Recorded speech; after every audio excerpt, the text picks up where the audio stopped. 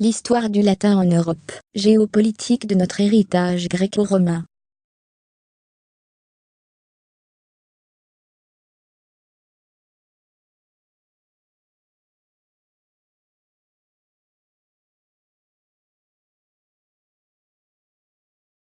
Dans les Alpes, après presque 2 ans de tractation, un État fédéral suisse est fondé en 1815 suite à la chute de l'Empire de Napoléon.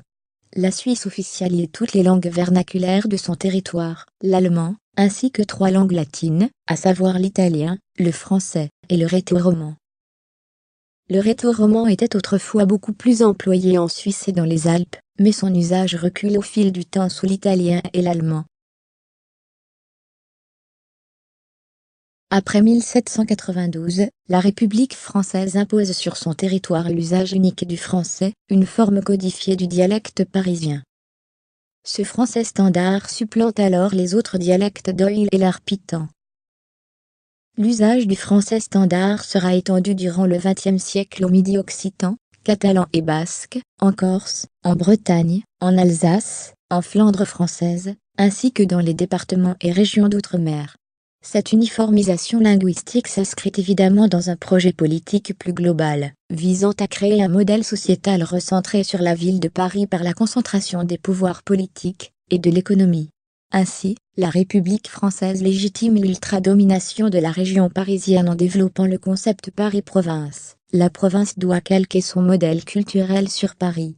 Du coup, poids démographique oblige, Paris a vocation à diriger la France périphérique puisque moins peuplée.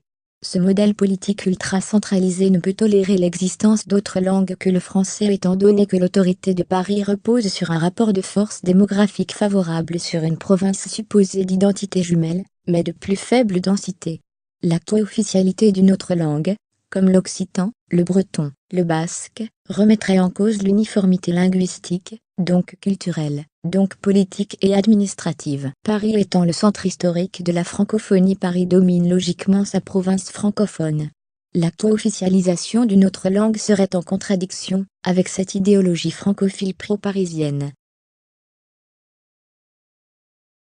Sous la dictature de Franco de 1939 à 1976, l'Espagne impose elle aussi l'usage unique du castillan sur l'intégralité de son territoire. Le castillan est alors défini comme l'espagnol de référence. Le basque, le portugais galicien, le catalan et l'occitan du Val d'Aran sont interdits. À l'image de la France, Franco, le dictateur espagnol, cherche à construire une nation par élaboration, qui comme toute nation serait soudée par une langue, le castillan, puisque centralisée sur la ville de Madrid d'identité castillane. Mais comme en France, l'unité sociétale de l'Espagne par l'uniformisation linguistique et culturelle, pour légitimer un centralisme d'État sur Madrid, supposait l'éradication en Espagne du basque, du portugais, du catalan et de l'occitan, langue réputée étrangère, puisque parlée dans des zones définies comme espagnoles par la dictature franquiste.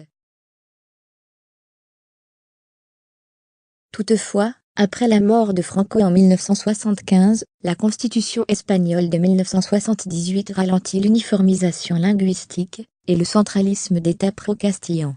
Le Royaume d'Espagne devient alors un État fédéral, et à la fin du XXe siècle, le basque et les autres langues latines parlées dans les régions autonomes obtiennent dans leur aire d'usage respective l'officialité aux côtés du castillan.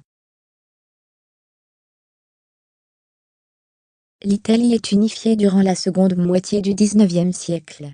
Le dialecte toscan de la région de Florence devient alors l'italien standard administratif, non seulement dans la péninsule italienne, mais aussi en Sardaigne.